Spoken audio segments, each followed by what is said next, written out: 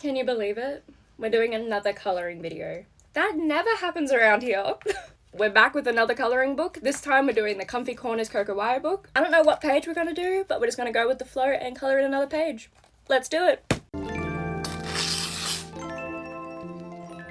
So like I mentioned, we'll be using the Coco Wyo Comfy Corner book today. I didn't know what page I wanted to do, and then I found this water page, and I thought I should show you guys how I colour in water. And before we begin, we're going to grab our protective sheet just to pop under the page to prevent markers from bleeding through. Once again, I'll be using the Bobby Goods Ohuhu markers. I really love these markers, as you guys know if you've seen my other videos. So I've grabbed 4 different shades, a light blue, a medium blue, a bit darker blue, and the darkest blue. So we want to work from lightest to darkest. Grabbing our lightest blue first, we're going to colour in all of our water.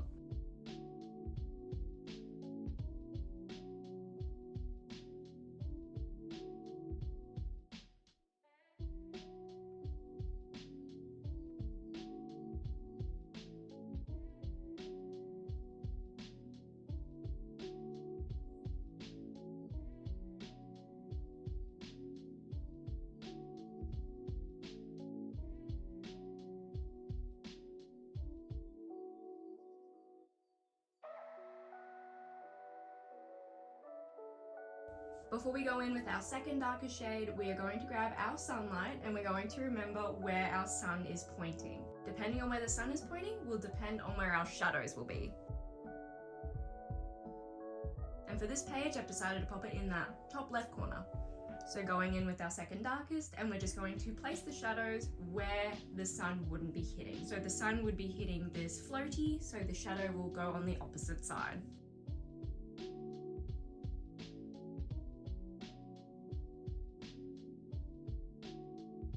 And with that same shade of blue, we're going to do these weird little blobs. They're very random, they're not perfect, they're just weird little blobs like you would see in water.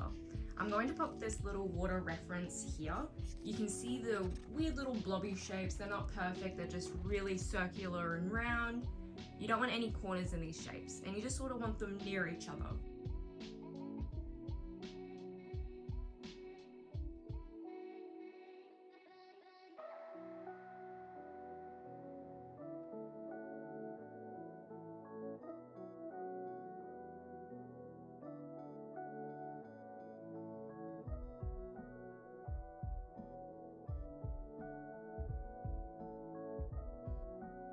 And we're going to put all these weird little blobs over all of our water.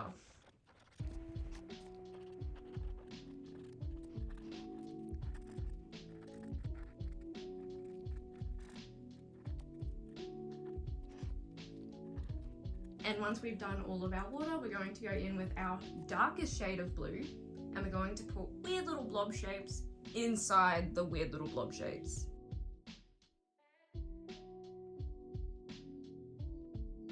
And we're going to do the exact same thing. We're going to put these weird little shapes inside the shapes we just did on top of all of our water.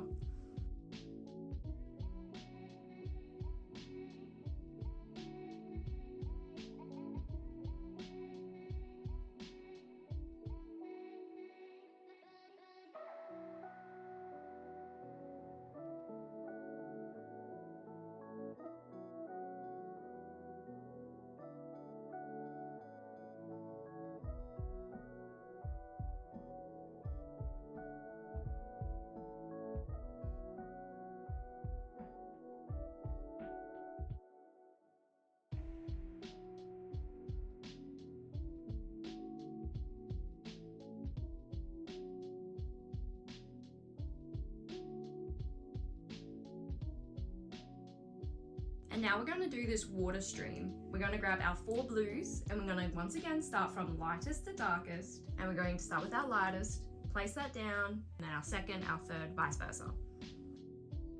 And then our second darkest shade, we're going to place that beside our lightest, and then the third darkest we're going to place above that, and then the darkest color we'll place on top of that third darkest color. And now we're gonna grab our white acrylic pen. This is my favorite part. I love the white acrylic pen, and this is what definitely makes it water. Now I am going in today with the Ohuhu pen. I wish I went in with the Posca pen. This is what I normally go with. The only reason I'm using the Ohuhu one is because I'm testing it, but next time I would highly recommend the thin and precise one. And we're going to do these weird little blobs on top of our weird little blobs with the white acrylic pen. And the reason I say I wish I used the Posca pen is because it's got that precise white line, and I feel like that just translates a little bit better to water, whereas this was a tiny bit too thick for my liking. So the final result of this water technique isn't even my favorite, but it's still really pretty. I just recommend a bit thinner white acrylic pen. And we are going to do that white acrylic pen all over our blue.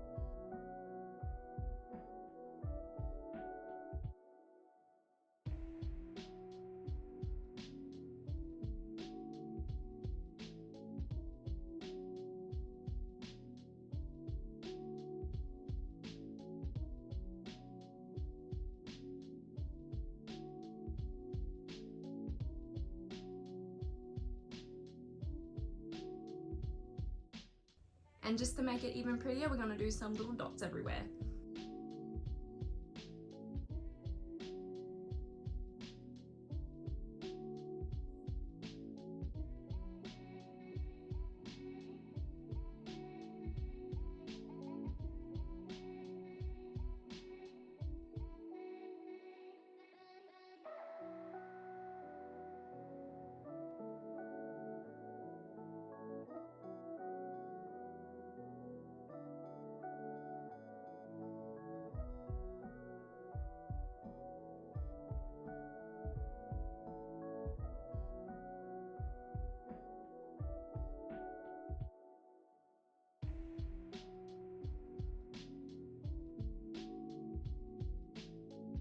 Once we've got that done, we're going to go back to our water stream and we're going to cover the black lines with the white acrylic pen. I feel like this just makes it look even more like water and makes it really pretty.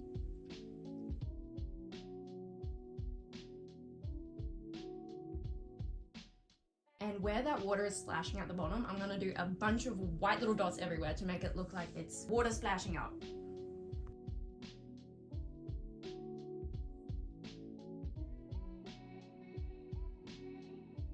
And now we're just going to colour in the rest of the page.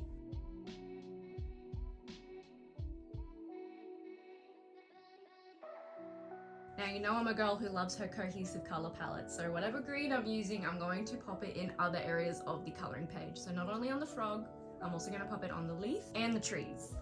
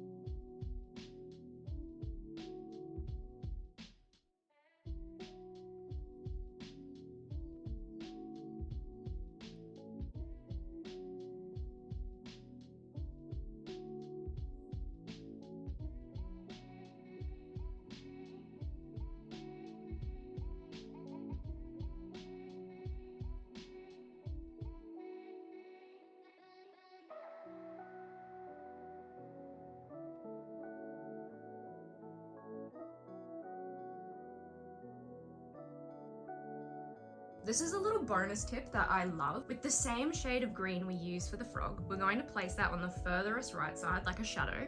And then we're going to get our darker green and place it on top. This just makes the darkest green not as dark as it would be, and it blends into that lighter green. And another bonus tip is if you go over the black lines with the white where you don't want it to, just grab a thin tip black pen and go over the black lines.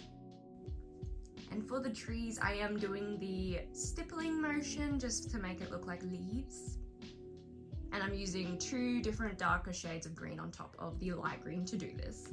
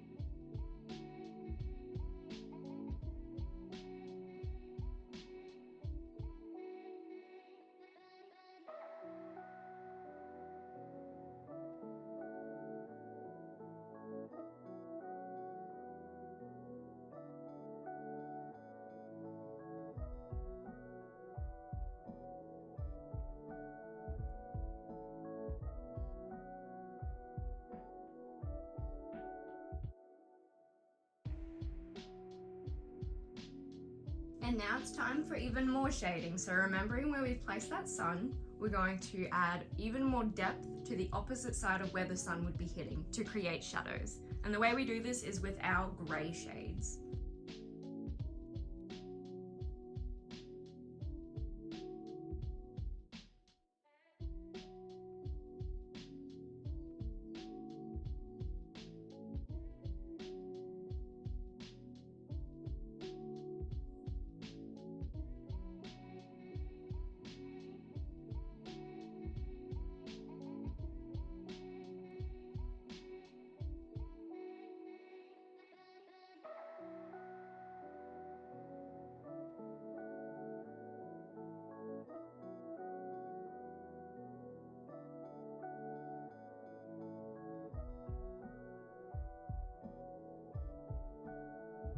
And always remember with our sunsets, start from lightest and work our way darkest.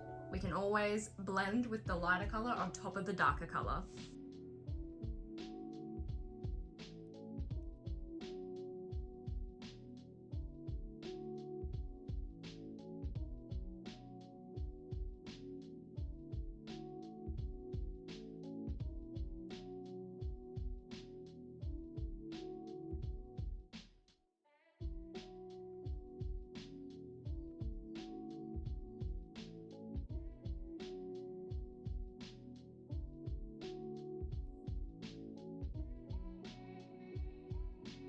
And now we're going back in with our white acrylic pen and adding highlights.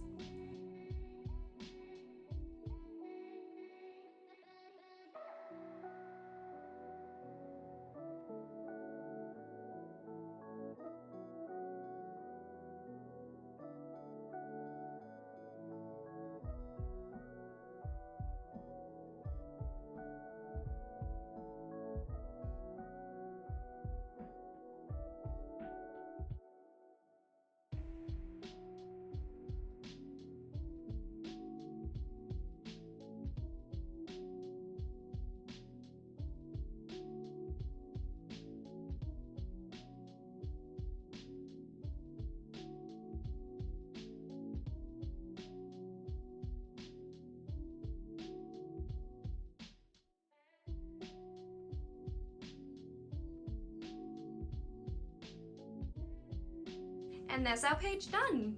I'm really happy with how this turned out, regardless of the white pen we used. I feel like it looks really pretty, and I hope this tutorial helped you guys with water, blending, and shading. But yeah, I'm really happy with how this turned out.